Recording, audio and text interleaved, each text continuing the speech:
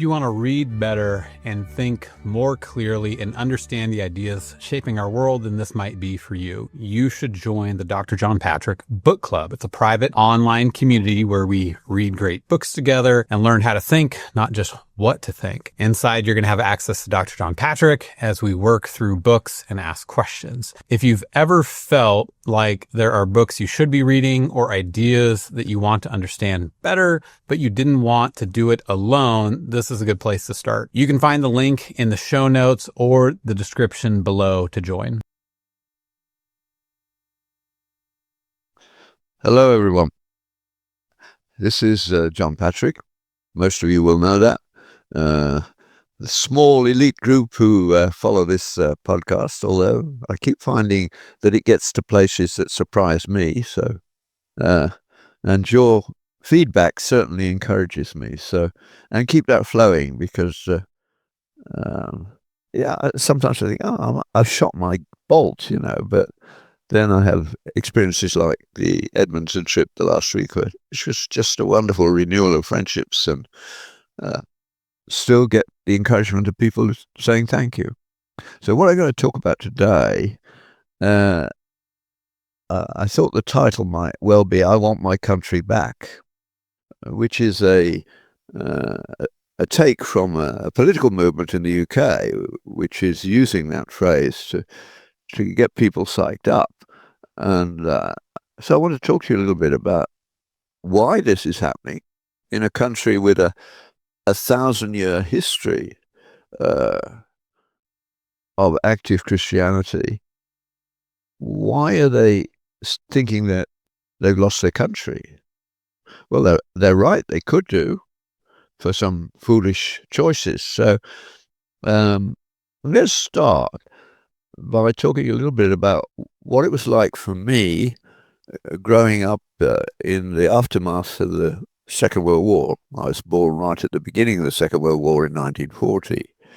What was the world like when I became conscious of it? Somewhere around 5. I was popped into bed for a while at about that age with a wrong diagnosis, but that was actually a great blessing because my mother realized she'd got a nerdy little boy, and so she taught me to read because I had to stay in bed. So I was reading way beyond my age range when I went back to school, so they shot me up a few grades. And she also realized that I like puzzling at things, and so jigsaw puzzles got bigger and bigger. That was actually a wonderful education, both of them. So what was the world like at that point? And what generated this, as well as the fact that it fits in where I am, is a visit I had yesterday. One of my best friends, who lives in Ottawa, some 50 miles away, and was involved in Augustine College, and we became friends immediately when we first met, because we came from the same part of England. We were born about 15, 20 miles apart, I think. A bit of the world where your mum would comfort you and your dad would say, "Suck it up, kid, that's what life's like, get on with it." The working class Britain in the Midlands and the North is very stoical, but when they're roused, they are dangerous, and they're being roused at the moment. So it's hard to explain to people and have them believe you that I was living in one of the poorer parts of Birmingham. I mean, we lived on $20 a week. I didn't know we were poor because I was fed, watered, and loved. What more could you ask for? And of course, the center of my family life was the chapel, where I would be 3 times on Sunday, and my parents would go twice during the week. I could have gone to the youth group, but by the time I was at that age, I had other interests, particularly the intellectual ones that were blossoming in King Edward's School. But I did see the world around me, and Frank saw the same world around him and had the same sort of experience. We both had fathers that encouraged us they knew that the way forward was education. And Frank's dad did a wonderful thing with him. His dad was an engineer, and they would get on the bus and go from Coventry to Birmingham to Aston. And there are shops with no interest by people prettifying the window. They simply took the spare parts that they took off whatever machine they'd been fixing, and if there was a spare part that was viable, they'd stick it in the window, and if someone wanted to buy it, they could. So Frank and his dad would go around and they'd look at these things and say, "What do you think that does?" And they'd chat for a bit, and his dad said, "Let's buy it and take it home and find out what it does." What an education for a kid. Not surprisingly, Frank became an entrepreneur. He made the best deep-sea thermometers in a basement in the glebe in Ottawa, and did appropriately well from that expertise. He once wrote me a note when I was in Africa, and I was saying that they're having problems with their pumps, and he provided me with diagrams as to how to make a perfectly viable system, starting with drain pipes. He would fix anything, I think, and so it was lovely to see him again. But we're both getting old. Our wives are getting old. That's one of the hardest bits of life, as far as I can see, as you preside over the dissolution of your body. Such is life. I certainly couldn't climb a rock face anymore, which was my passion for a good many years. I couldn't even balance on a bicycle now. But by the grace of God, not all parts of me are decaying at the same rate. So the working class that both of us grew up in was largely illiterate. That comes as a surprise to many people. And it was largely not church-going. There were small groups like the Plymouth Brethren, which were largely working class based, although the generation of the Plymouth Brethren goes back to the 18th century revival and was actually an upper class founding, but that's another story. But for most people, church had no role. They didn't go to church. 400 houses, I knew of 2 families that went to church regularly. That's about right. The working class were lost to the church after the First World War. They came back having sacrificed their lives and got nothing for it. A little cynicism crept in. The unions were really necessary, and they did begin to increase wages to a level that was viable with life. And without them, there's no question that the business world would exploit to whatever extent they could get away with it. That's human nature. We are fallen creatures. But although they didn't read, most families had no books. Mine was the only family I know that had a bookcase full of books, perhaps 200 books that were worth reading. And I quite quickly had a collection of books too. None of my contemporaries in that working class area, I think, owned a book, or if they did, they never said anything about it. It wasn't their world. And to be in a literate world is very important. Nowadays, of course, when you go to university, you very rapidly cone down on what is essential for the job you hope you're going to get. That's not good news. Reading is dropping like a stone. We have some pseudo-statistics. I would like the statistics that cuts out pulp fiction, which the women read quite a lot. The men read the sports pages.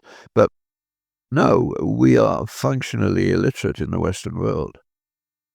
But growing up in the 40s and 50s, every day at school, a chapter of the Bible was read, or a chunk of the Bible was read. We even had once a year, because in the elementary school, a morning where every class in the school had to recite a psalm en masse, each class, to see who would do it best.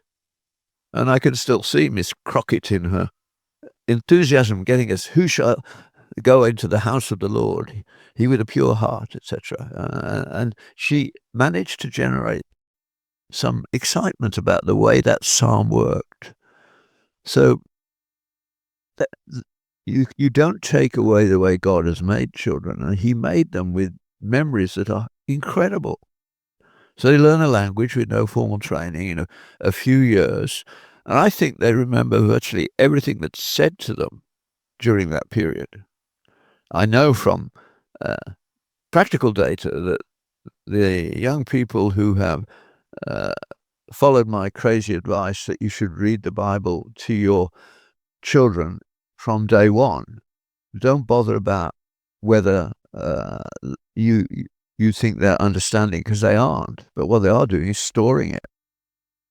So in those first 5 years, why not fill their vocabulary spaces with good literature, of which the best is the Bible? And they will join in conversations later on with bits of the Bible you read to them in the first couple of years of their life. We have no idea what's going on in that brain, but it's a lot. We never have that level of recall again. I mean, at my stage, I can, and many of you too, can go from one room to another with something to do, and by the time you get there, you've forgotten what it is. So, in actual fact, those working class kids only had one book in their mind. That was the Bible. So, when a dispute arose in the working class area, if one guy could say the Bible says, that would be the end of the argument. I think it would have been in America too for a long while. In a bar, for instance, the Bible in many parts of America would still be authoritative. And what a brilliant authoritative base that is.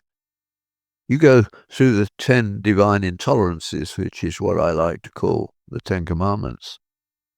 And no serious person can say, that's bad or that's evil. They can dislike the pressures it puts on them, but they do have a sense of good and evil. We're built with it. We know it.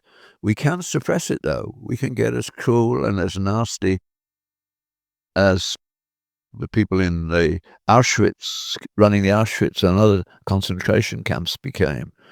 The same with the Japanese.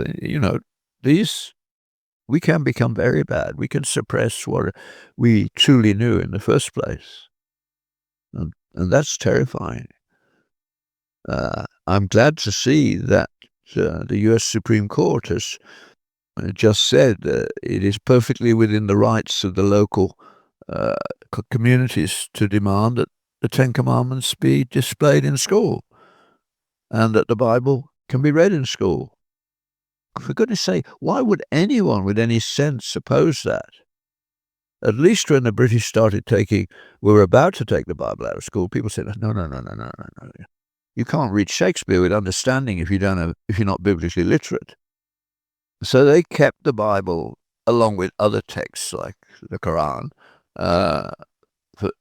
to this day, hoping that some of it would stick. Of course, it doesn't stick when it's mixed up with bits of other religions. Multiculturalism has got to be opposed, not for any malicious reason, but because cultures require a base which everyone accepts. Otherwise, we ultimately get at one another's throats.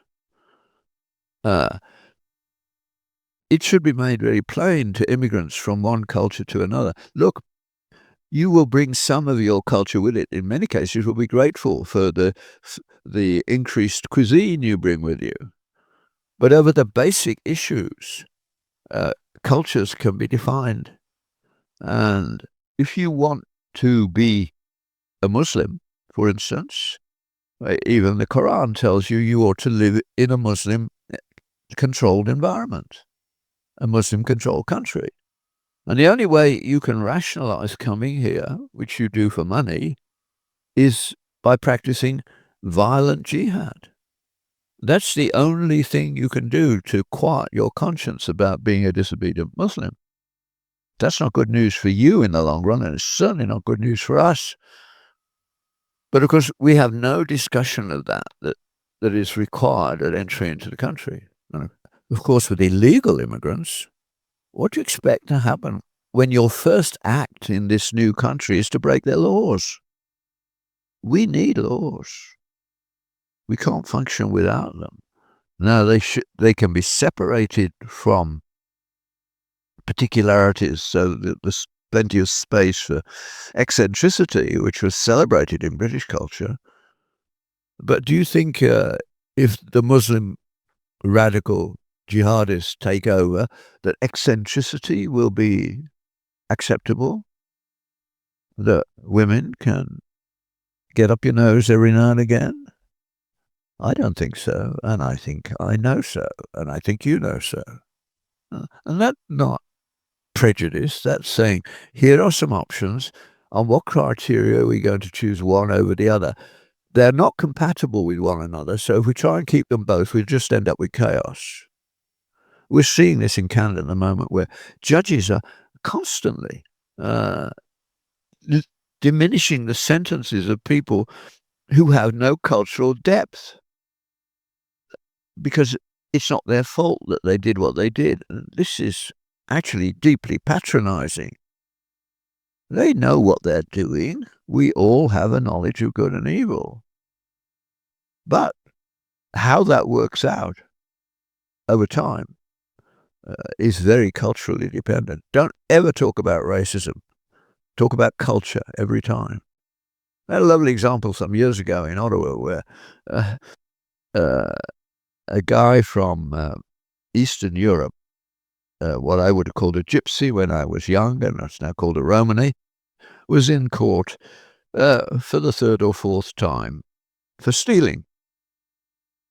And when his sentence came along, he complained. He said, "That's what we do. We steal." I mean, the famous, what you do if you want to make an omelette in Romania, first steal 3 eggs. I mean, that's one of their jokes. It's like that. And in the States today, Ilhan Omar has said, my loyalty to Somalia is greater than my loyalty to America. She was never asked when she arrived to put aside her radical Islamic culture, in the sense of putting loyalty to clan, family, clan, and tribe comes above anything else. And that's not a way forward. But it's what we're trying to do. So multiculturalism is a fallacy. It's actually a contradiction in terms. But it didn't exist where I grew up. The first immigrants were in the 1950s, and they were all legal.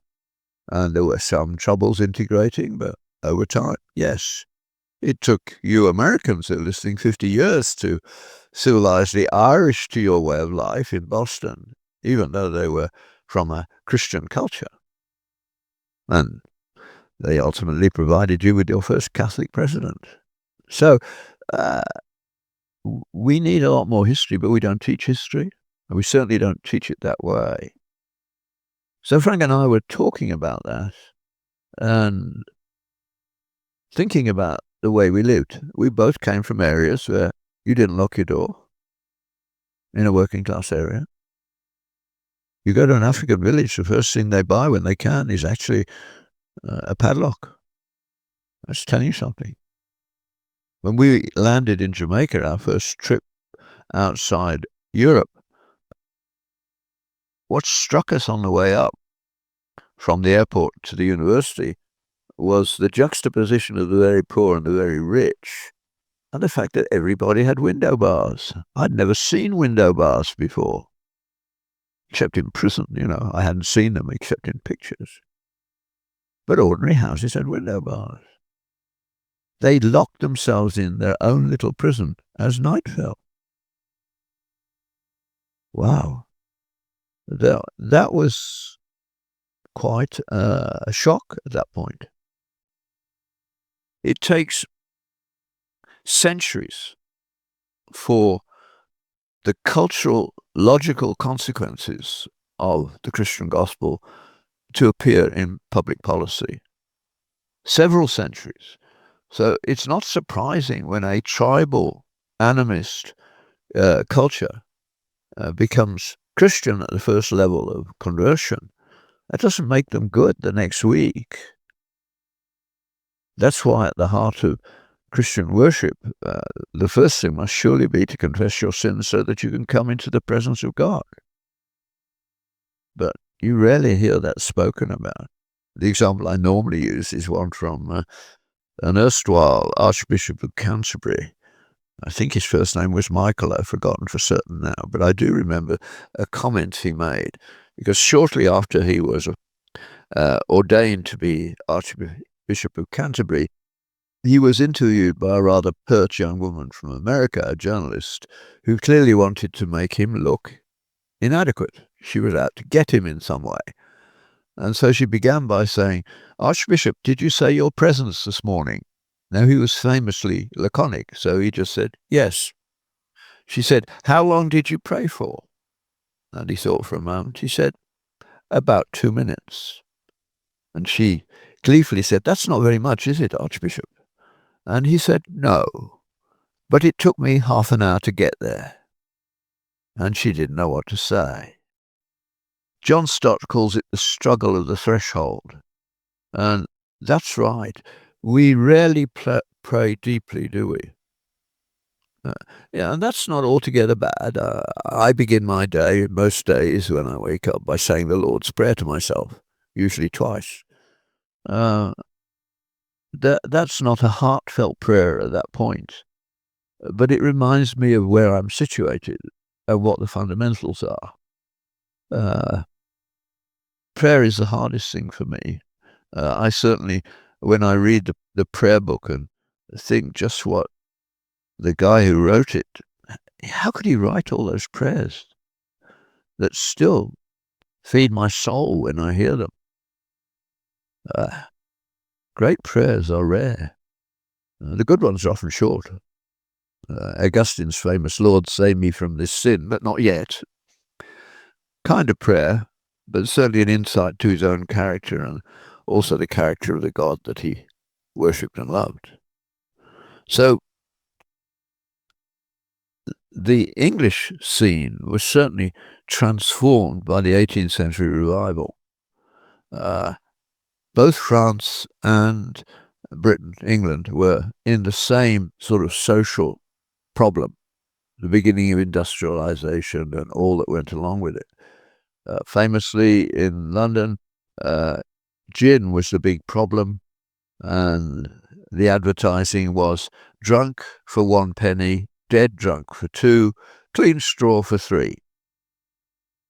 That's quite a world. Actually pictured quite well when Darcy goes looking for Elizabeth's sister in the back streets of London in the BBC film of Pride and Prejudice. They captured a sense of what that was like.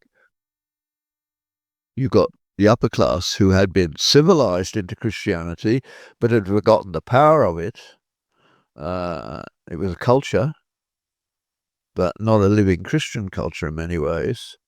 And then the 18th century came along, and the working class were picked up and liberated from their sins dramatically.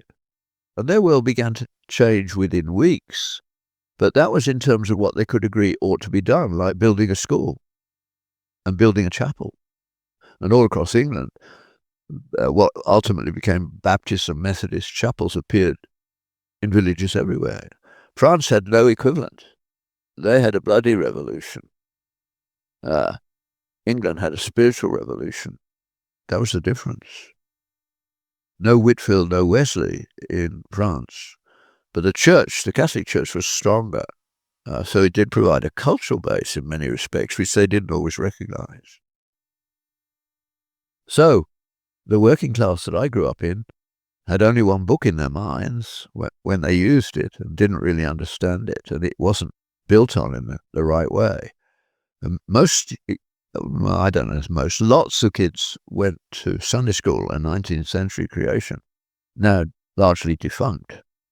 Certainly when I set off every Sunday to go to Sunday school with my mother, it was like the Pied Piper of Hamelin. By the time we got half a mile, nearly at the Scouts' hut where Sunday school took place, and There were a dozen children in tow as we passed across the one somewhat busy road. Different world. I mean, most people sent their children to Sunday school so that they could put their feet up and have a nap. Those days have gone. They watch the television instead. They'd be better off with a nap. So, what else was different? Well, we had manners and we had language control. You were not rude to any lady. If you did, and it was reported, and it would be reported for reasons that I'll tell you in a moment, you were likely, if you were a boy, to be firmly reprimanded by your father in ways that you would remember. No, you were not rude to ladies, mothers of other boys. It was something you would never do. It wasn't worth it. Foul language was not acceptable. It happened, but not on the scale now. I mean, the adjective and adverbial deficiency of the young in North America is beyond belief. The F word seems to fit in for everything and nothing. That was not so. Different world. Even in sports, people who cheated were not in any way admired. It wasn't forgiven if they got a good score, so to speak. We played with a sense of decorum, which we learned basically playing cricket, I think, in boys' cases. And the left-wing black writer, C.L.R. James from Trinidad and then the University of West Indies in Jamaica, wrote a lovely book about how cricket had changed the culture of the West Indian population, called Beyond the Boundary. And it's noticeable that when the Caribbean blacks get to America, they do better than the indigenous ones, or the post-slavery indigenous ones. They're both post-slavery, but it's less of a chip on the shoulder in the Caribbean than it is in the US. I mean, all cultures have practiced slavery in one form or another. And I mean, we're doing it now, aren't we? The trade in people, especially girls and children, is putting them into sexual slavery. No, nobody could look at another group and say, we didn't enslave. You did. There isn't a culture that didn't. You read the Bible and you see, for reasons that one day I hope to understand, is that God understood that this is what was going to happen. If you like, God is a utilitarian ethicist. Everything he's done is done on purpose and for a purpose, which may be centuries away. The really harsh bits of the Old Testament are telling us one thing. God could see what risks the Jews were facing, and he said, you have got to do this because they will destroy you. It often takes us time to realize how dangerous things are. I mean, Britain just about made it through the Second World War, largely, I think, because of Churchill being the only voice that said, look, this is what's going on is dangerous. Chamberlain came back with a bit of paper, and Churchill knew that Hitler would break his promises whenever it was convenient. The whole idea that a contract should bring with it responsibilities which an honourable man would fulfill. But when did you last hear of a politician who resigned for breaking his promises? It used to happen. When things went really wrong, heads would fall. I mean, that was the point of a minister. The buck stops here. If something goes wrong in his ministry, he's out. Somebody else comes in. That used to be the problem. The famous time where Macmillan fired most of his cabinet because one of his ministers, Mr. Profumo, had been found sleeping with a Russian spy. And I think it was Harold Wilson who got up in question period and said, greater love hath no man than to give his lives for his friends. Wonderful. Humor, but also resigning issues. Hardly an idea that occurs now. That's our problem. We are a diminished people in that sense. Now, I'm laying out a picture of simple working class norms which made leaving the doors unlocked not something you thought about. I know of only one divorce from those 400 houses. There must have been many more, but during my period of growing up there, the first 18 years of my life, I know of only one, and that occurred after I'd left. So in a sense, there were none that I knew of while I was growing up. Social stability. I mean, people they grew up, a working class boy, he wasn't interested in reading. He wanted to get out of school. He'd sign up as an apprentice to follow in his dad's footsteps in the vast majority of cases.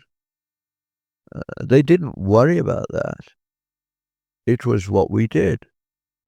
And suck it up, lad. The stoicism of that was accepted. They worked hard. During the war, I mean, some went to fight and the others worked 40 or 50 hours a week. At hard work in factories making the armaments and everything else that was needed. But that's what we did. It was an honor code that we didn't even think about.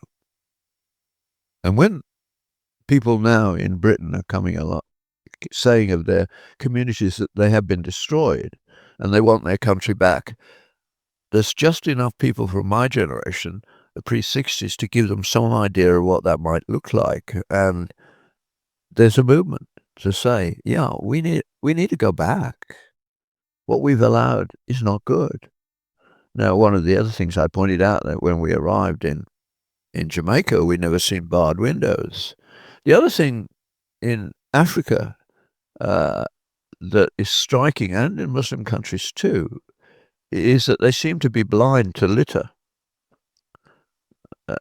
Switzerland was almost obsessive about not being untidy, but there was not a lot of litter. You didn't kick papers and plastic cups past it because there weren't plastic cups, but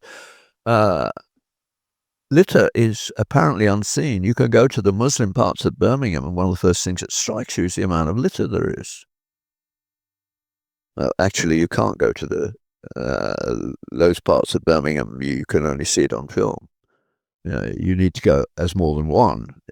That's another feature that needs to be. It's got to be said if we're going to do anything about it.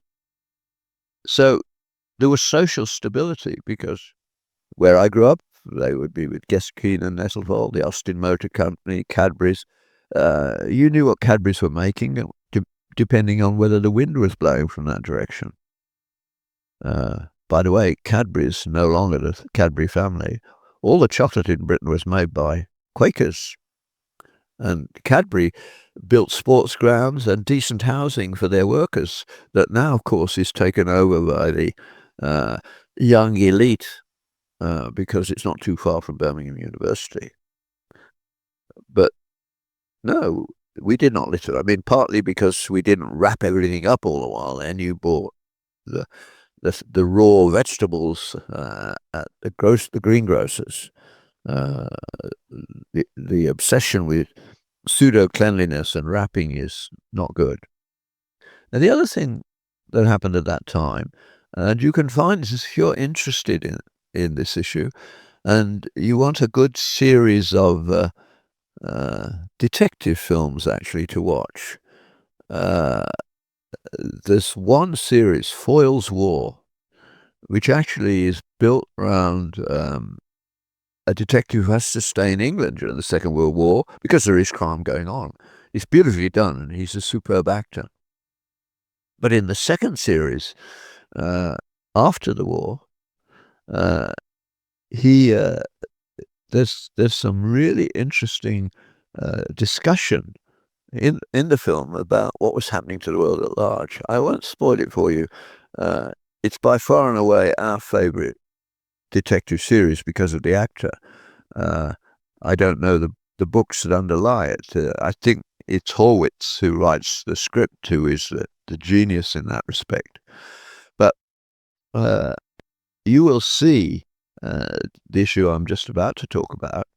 After the Second World War, women were not allowed to stay at full-time work if they married, teachers included. And that is discussed because in the second series you follow an interesting young woman married to an idealist young man who's representing the Labour Party, and the problems that they discuss are discussed very frankly. So women had to stay at home when they married. And that had incredible social consequences, which we could well do with having today. It meant that everybody was watching everybody's kids. They could push their kids out after breakfast and say, be back here at whatever time for lunch, and out again in the afternoon. But if they got into trouble anywhere within a few miles of their home, their mother would know before they got home in many cases. There were eyes everywhere. No cameras, real people. Women could have part-time jobs. That's what they did.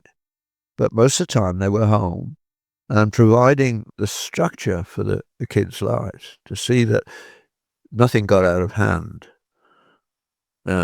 I'm amazed and delighted that my own family history, starting with Sally, is that of mums deciding the children come first. All Sally did and all our daughters did.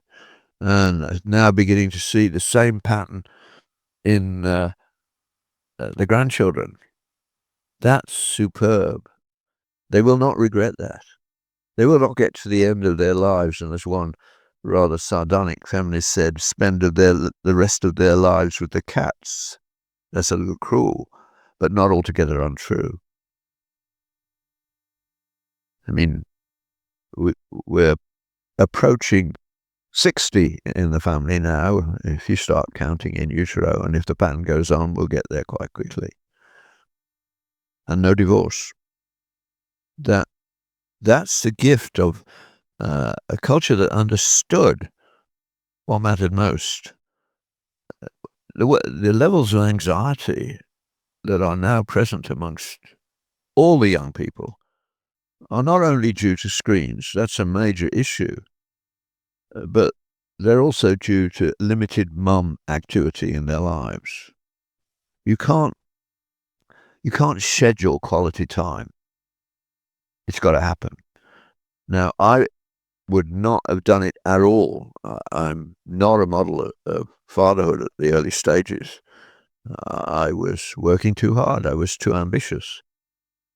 But I was allowed a reprieve, so to speak, by going to Jamaica and then Africa. So that in Jamaica, I could come home for lunch. I was a few minutes from the lab on my bike, and I could go back, and I could be home for supper, because I could go back again and work however late into the night I wanted to. So that was good. And then when we arrived in Ottawa, and within a few short years, we were going to Africa every summer, usually with medical students, but always with my family.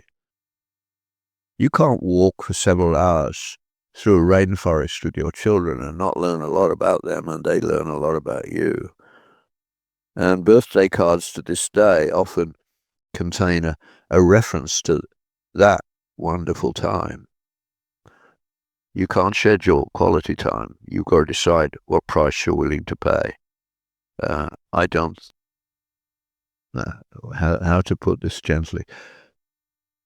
You will never pray more than when your children appear to you to be making wrong choices. If you have done fathering and mothering right, if you will keep this law, it will go well with you and your children forever. That's incredibly powerful stuff. I mean, it's the one thing the Jews have managed to do all the way through, beyond all the rest of us. They raise their children in the fear and nurture of the Lord. So, these things have been decaying since the 1960s. Read your Tom Sowell. The social statistics for rape, murder, theft, all of them were going down steadily after the Second World War until we hit the 60s. And then they take off. You know why. I know why. Those people who are saying, I want my country back, they don't know why they can't make their case anywhere near as well as they should. They simply know it was much better before. We didn't have as much money. We didn't have any to spare in my family. But it was safe. Children were loved, cared for in sometimes a rough and ready way.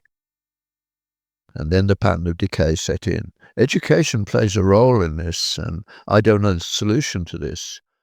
But once higher education was opened up to the working class, as it was following the Second World War, it had the effect of depriving the working class of their brains. We got moved out fast.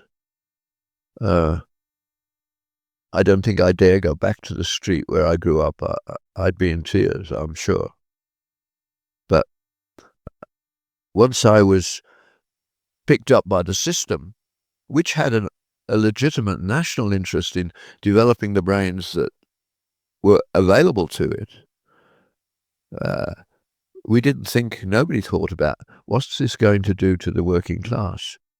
When you take out the models of dedicated, hard, ethical work, it's a problem, especially when you're asked all the while about your feelings instead of rational thought. Even in church, just check next Sunday, just listen. What will people ask you after church? How do you feel? Do you ever hear anyone with the Puritan question? How's it been going with your soul this week? I try to do that. It's interesting. So, that's this week's rant. If I made some of you uncomfortable, I didn't want to make you uncomfortable, but I recognize that truth does that. And truth is always good for you, even though there can be some pain in facing the actual distribution of your talents and your time and your money, and then getting it straightened out. I mean, Janet Smith's advice to her students over the years: if you want your marriage to work, be charitable. Don't marry someone who doesn't share your faith. Don't have sex before marriage. And if you are having sex before marriage, stop for 2 years before you marry to make sure you're marrying for love and companionship and not for sex, which is not a good reason to marry. And finally, practice natural family planning. You can work that one out for yourself. If you haven't listened to Janet Smith, One More Soul, Contraception, Why Not? Brilliant talk. Millions of copies are circulated. Have a great week.